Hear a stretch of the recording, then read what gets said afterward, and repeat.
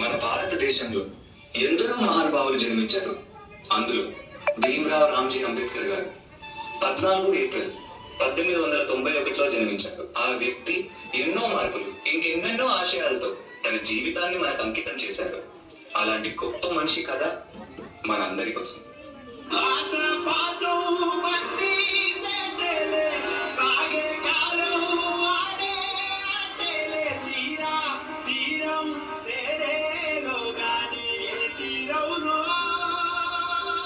నమస్కారం మాస్టారు.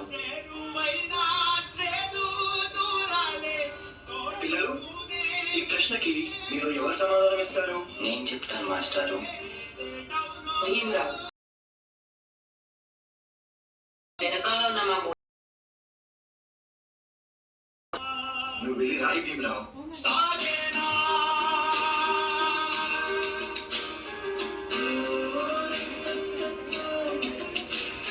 జీవితంలో నువ్వు చాలా గొప్పవాడి అవుతావు భీమరావు.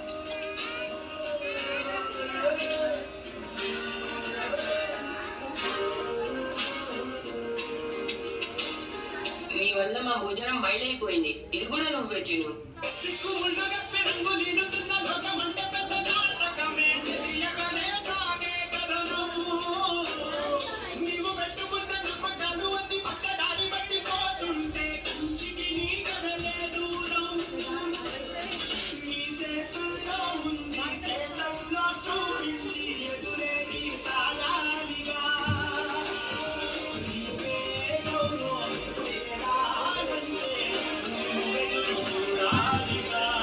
చాలా దాహంగా ఉంది.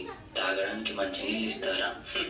నీలాంటి వాళ్ళకి అదిగో ఆ మురికి నీళ్ళే, వెళ్ళి తాగు.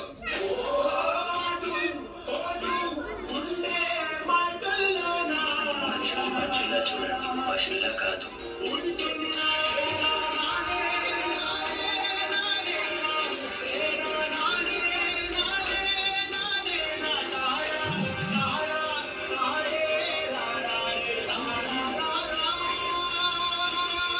నువ్వు ఎవరికీ తల వంచకూడదు. నీ చదువు నీ మార్గం కావాలి, విజ్ఞానమే నీ ధనం కావాలి. నీ వాళ్ళ కోసం నువ్వు ఒక దీపంలా నిలవాలి. నీ కృషి, పట్టుదల, దీక్ష మన భారతానికి రాజ్యాంగం కావాలి. ఇప్పటి నుంచి నీ ఇంటి పేరు నా ఇంటి పేరు అవ్వాలి. అందరూ నిన్ను అంబేద్కర్ అని పిలవాలి. సరేనా భీమరావు?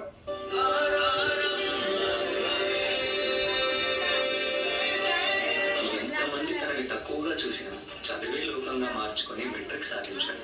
అదే సమయంలో పెద్దలు తన పెళ్లి కూడా చేశారు.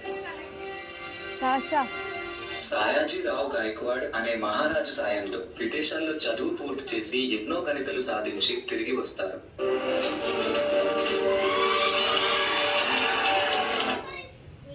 After 15 years, Ambedkar is coming. బాబా, ఇన్ని సంవత్సరాలు గడిచిన ప్రజలు మారలే.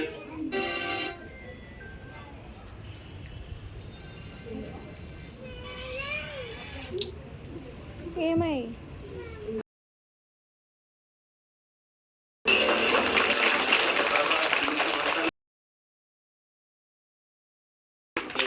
నా తలరాత మార్చే దేవుడు నువ్వే కావాలి బాబా.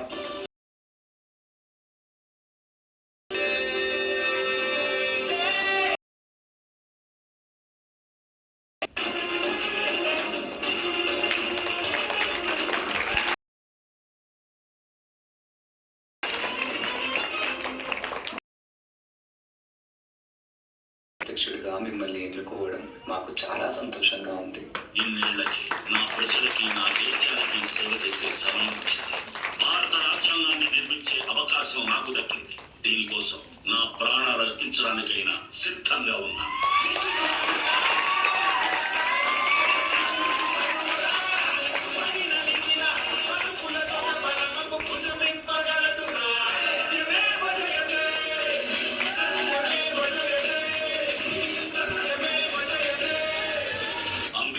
ఒక ప్రాంతానికో, ఒక కులానికో, ఒక మతానికో పరిమితం చేయలేం. ఎందుకంటే ప్రతి భారతీయుడి గుండెపై జనగణి ముద్ర వేసిన మహనీయుడు ఆయన. అందరి కలలు కన్నది ఆయన కలం. బడుగుల కోసం ధ్వనించింది ఆయన గళం. భారతదేశంలో రాజ్యాంగం ఉన్నంత వరకు ఆయన మన మధ్య బతికి ఉంటాడు.